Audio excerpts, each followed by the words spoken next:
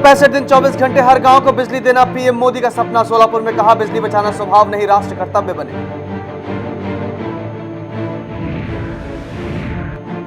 अमित शाह की नई टीम का ऐलान। जेपी नड्डा, रूडी राम माधव सहित 8 महासचिव बनाए गए। वरुण गांधी को नहीं मिली जगह।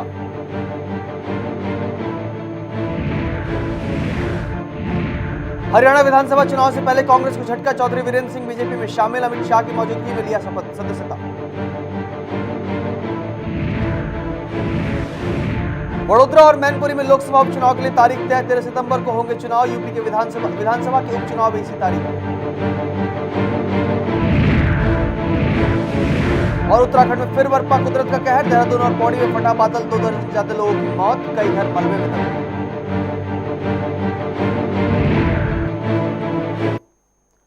नमस्कार, आप देख रहे हैं रिपोर्टर 24/7 और मैं हूं शशांक विक्रम सिंह। इस वक्त नरेंद्र मोदी की तरफ से लगातार देश को तोहफे दिए जा रहे हैं और नए नए वादे किए जा रहे हैं। सरकार का देश भर में 24 घंटे बिजली आपूर्ति का लक्ष्य है। सड़क और पावर ट्रांसमिशन लाइंस के नेटवर्क सहित इंफ्रास्ट्रक्चर विकास को बढ़ावे के इरादे के साथ प्रधानमंत्री नरेंद्र मोदी ने यह बात कही। साथ ये भी कहा कि बिजली की बचत देश सेवा से कम नहीं है। 765 किलोवाट की सोलापुर रायचूर ट्रांसमिशन लाइन को राष्ट्र के साथ समर्पित करने के बाद मोदी ने कहा कि हर गांव में हफ्ते के सातों दिन, साल के 365 दिन और दिन के 24 घंटे बिजली देना मेरी सरकार का सपना है। आइए आपको सुनाते हैं क्या कुछ कहा नरेंद्र मोदी ने। हमारी सरकार का सपना है 7 दिवस, 365 दिवस, 24 घंटे बिजली गांव में कैसे मिले।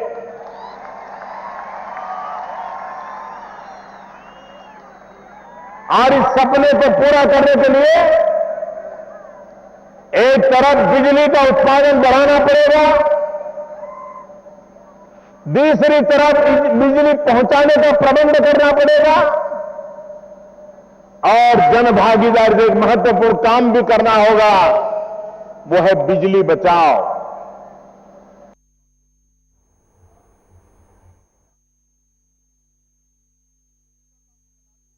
अगर नरेंद्र मोदी की बात की जाए तो उन्होंने 24 घंटे बिजली देने का प्रण लिया है और उम्मीद जताई है कि देश को 24 घंटे बिजली मिलेगी, ताकत मिलेगी। वहीं दूसरी तरफ अपनी पार्टी को ताकत देने के लिए आखिरकार अमित शाह ने ड्रीम टीम बना ली है। नई टीम में कुछ लोगों को खुशी भी है, कुछ लोगों को गम भी है। साथ ही साथ अगर बात करें वरुण गांधी की तो उनके हाथ निराशा लगी है, लेकिन उम्मीद जताई जा रही है कि उनके हाथ भी आने वाले वक्त में कोई बड़ी जिम्मेवारी मिलेगी। आइए अब आपको दिखाते हैं कि कौन कौन से लोग टीम में शामिल हैं अमित शाह के।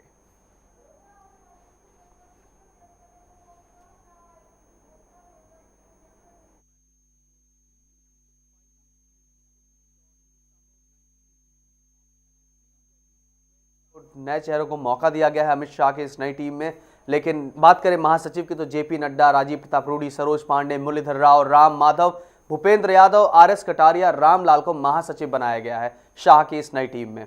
वही उपाध्यक्ष की बात किया तो बी दत्तात्रेय, बीएस येदियुरप्पा, सतपाल मलिक, मुख्तार अब्बास नकवी, पीरू पल्ला, प्रभात झा, रघुवर दास, किरण माहेश्वरी, रेणु देवी, दिनेश शर्मा को महासचिव बनाया गया। साथ ही साथ अगर सचिव की बात करें तो रोमेन डेका, सुधा यादव, राम विचार नेतान, पूनम महाजन, अनिल जैन, सिद्धार्थ सिंह, आरपी सिंह, एच राजा को। साथ ही साथ प्रवक्ता की बात अगर की जाए तो नलिन कोहली, संबित पात्रा, शहनवाज हुसैन, सुधांशु त्रिवेदी, मीनाक्षी लेखी, अनिल बोलनी, विजय सुंदर को प्रवक्ता बनाया गया है। तो अमित शाह की आखिरकार नई ड्रीम टीम आ गई है। कुछ लोगों के हाथ खुशी लगा है, कुछ लोगों के हाथ कम लगा है। जो सबसे बड़ा नाम, जो चौंकाने वाला नाम है, वो है वरुण गांधी का नाम। लेकिन निश्चित तौर पर सूत्रों के हवाले से खबर आ रही है, उसके हिसाब से आने वाले 7-8 महीनों में वरुण गांधी को उत्तर प्रदेश में कोई बहुत बड़ी जिम्मेवारी मिल सकती है। इस तरह की खबरें सूत्रों से आ रही है और खुद अमित शाह ने जो है वरुण गांधी से मिलकर मुलाकात किया और उनसे कुछ वक्त मांगा है। अब ये देखना बेहद दिलचस्प होगा कि जो उम्मीद लगाए बैठे वरुण गांधी थे, और उनकी बात करें उनके माता की तो मेनका गांधी भी साफ तौर पर पहले बोल चुकी थी कि वरुण गांधी को उत्तर प्रदेश का अगला सीएम प्रोजेक्ट करना चाहिए। तो अब ये देखना बेहद दिलचस्प होगा कि उत्तर प्रदेश में उन्हें कौन सी जिम्मेवारी मिलती है और आखिर कब मिलती है, और क्या ये अगले आने वाले 7-8 महीनों तक इंतजार कर पाएंगे या नहीं। क्योंकि जिस तरह से उम्मीद लगाई जा रही थी, शाह की नई टीम में ही उन्हें बड़ी जिम्मेवारी मिलने की उम्मीद थी, लेकिन जो फिलहाल जो है पूरी तरह से खत्म हो चुकी है।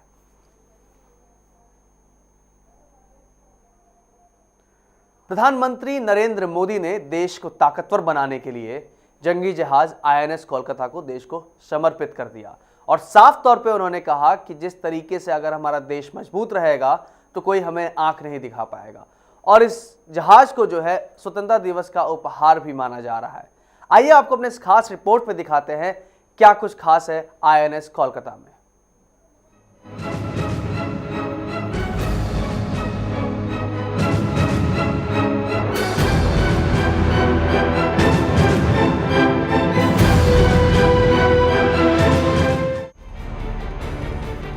देश के दुश्मनों से लोहा लेने के लिए भारतीय नौसेना को मिला नया सिपाही, या यूं कहें कि समुंदर में सिंघम उतर गया जो दुश्मनों को चकमा देगा, उनके छक्के छुड़ा देगा। नौसेना की नई ताकत और समुद्र का सरताज माने जा रहे इस जंगी जहाज को पूरी तरह से देश में बनाए गए उपकरणों से बनाया गया है। इसका नाम है इंडियन नेवल शिप यानी INS Kolkata.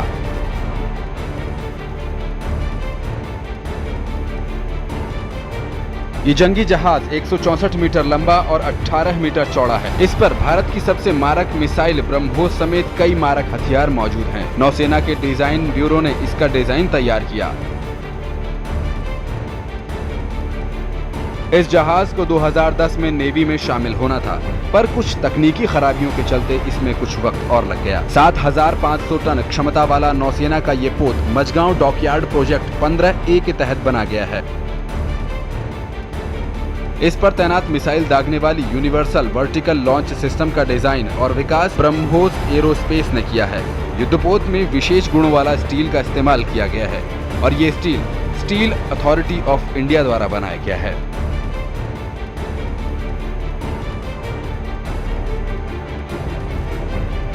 Bureau report, reporter 24x7।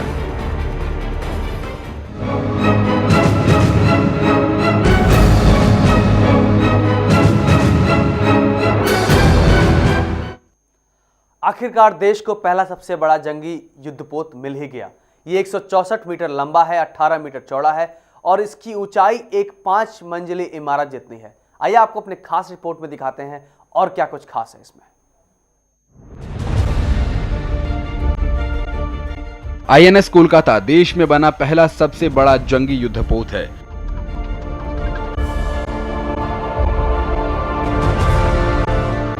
ये 164 मीटर लंबा है और 18 मीटर चौड़ा। इसकी ऊंचाई एक 5 मंजिला इमारत जितनी है। पहली बार भारतीय नौसेना के किसी युद्धपोत में 3D रडार इस्तेमाल किया गया है। ब्रह्मोस मिसाइलों से लैस ये जंगी जहाज 400 किलोमीटर तक मार करने में सक्षम है। साथ ही 76 mm gun, 2 rocket launcher, anti surface gun, anti submarine rocket launcher से ये लैस है। इसके अलावा रडार सर्विसेज के साथ ट्रैकिंग और फायर कंट्रोलर भी है।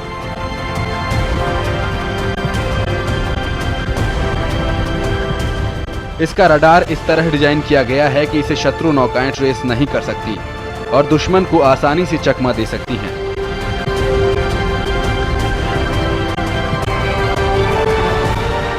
INS कोलकाता एक साथ कई लक्ष्यों पर नजर रख सकता है। इसमें युद्धपोत पनडुब्बी नाशक कार्वेट है, जिसका निर्माण कोलकाता के garden rich ship builders and engineers ने किया है।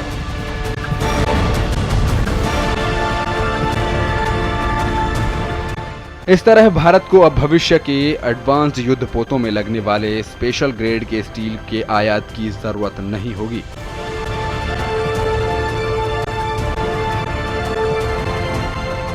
इस कार्वेट पर तैनात हेलीकॉप्टर की उड़ानों के लिए विशेष सुविधा लगाई गई है।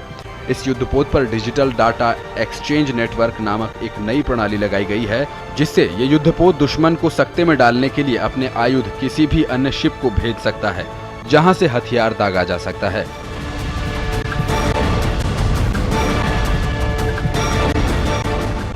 Bureau report, reporter 24x7। Haryana की बात की जाए तो इस वक्त हरियाणा में हाथ छोड़कर कमल का साथ लगातार नेता देते जा रहे हैं और इस वक्त जो सिलसिला है वो थमने का नाम नहीं ले रहा। जो ताज़ा मामला है वो जुड़ा है चौधरी वीरेंद्र सिंह से।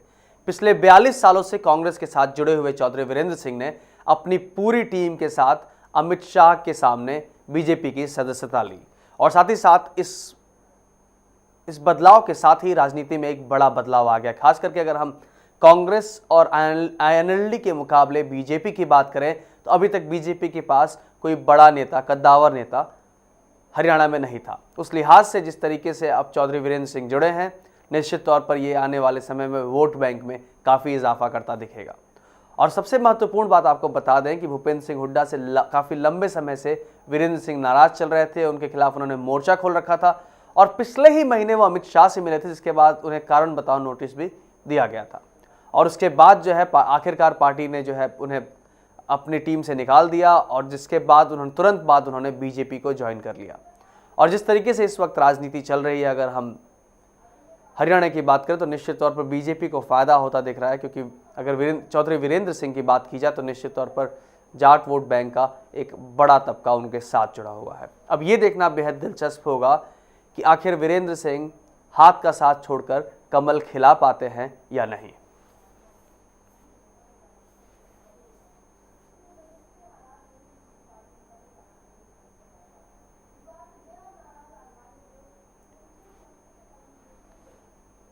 तो आपको बता दें कि खास करके अगर हम चौधरी वीरेंद्र सिंह की बात करें तो जिस तरीके का इस वक्त जो राजनीतिक समीकरण चल रहा है, अगर हरियाणा में बात किया जाए, तमाम जो कांग्रेस के नेता हैं वो भूपेंद्र सिंह हुड्डा से नजर है इस वक्त काफ़ी नाराज़ हैं।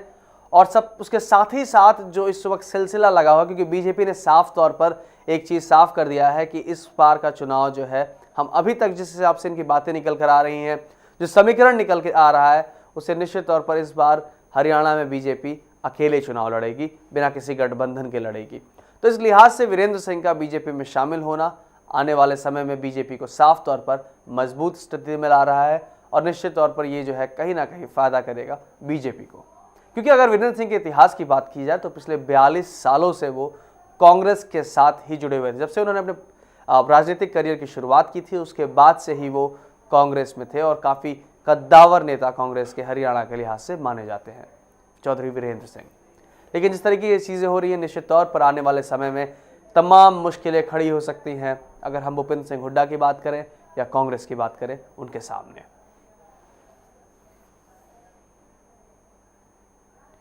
चुनाव आयोग ने 2 सीटों पर लोकसभा उपचुनाव और यूपी की 12 सीटों पर विधानसभा उपचुनाव की तारीख तय कर दी है। ये उपचुनाव 13 सितंबर को होंगे। 2 लोकसभा सीटों पर उपचुनाव होंगे, वो वडोदरा और मैनपुरी सीट है। वडोदरा सीट नरेंद्र मोदी ने छोड़ी है, तो वहीं मैनपुरी सीट मुलायम सिंह ने खाली की है। नरेंद्र मोदी और मुलायम सिंह यादव ने 2 सीटों पर लोकसभा चुनाव लड़ा था, जिसके बाद इन दोनों ने एक सीट खाली कर दी थी। और सबसे महत्वपूर्ण बात इसमें यह देखने वाली है कि जिन 2 सीटों पर उपचुनाव होना है, वहां पर दोनों ही पार्टियों की सरकार है। चाहे हम यूपी की मैनपुरी सीट की बात करें, जहां पर एसपी की सरकार है और एसपी के ही मुखिया ने उस जगह को छोड़ा है, और चाहे हम वडोदरा की बात करें तो वडोदरा में गुजरात के पूर्व मुख्यमंत्री और देश के प्रधानमंत्री नरेंद्र मोदी ने उस सीट को छोड़ा है। तो अब ये देखना दिलचस्प होगा, क्या दोनों ही पार्टियां अपनी सीटें बचा पाती हैं या नहीं बचा पाती हैं। क्योंकि जिस तरीके से इस वक्त हालात देश में बने हुए हैं, अगर बीजेपी की बात की जाए तो चुनाव में तो बीजेपी ने अपना कमल खिला लिया है, लेकिन उपचुनाव में उसकी हालत बेहद खस्ता है।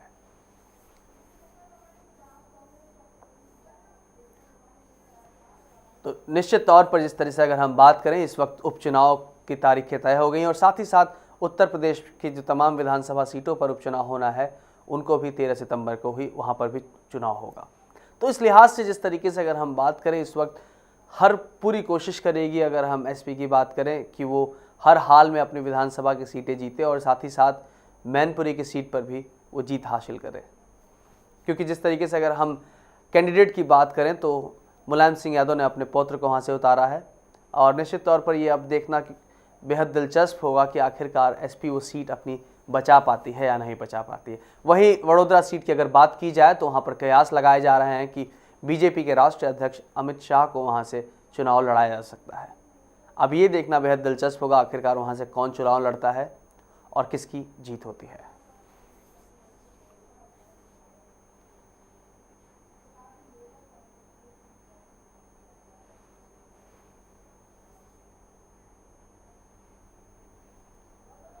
तो आपको फिर से एक बार बता दें कि उपचुनाव की तारीखें आ गई हैं और 13 सितंबर को वडोदरा और मैनपुरी की सीट पर जो है उपचुनाव होने हैं और उसके साथ ही साथ यूपी में विधानसभा के उपचुनाव भी 13 सितंबर को ही होने हैं।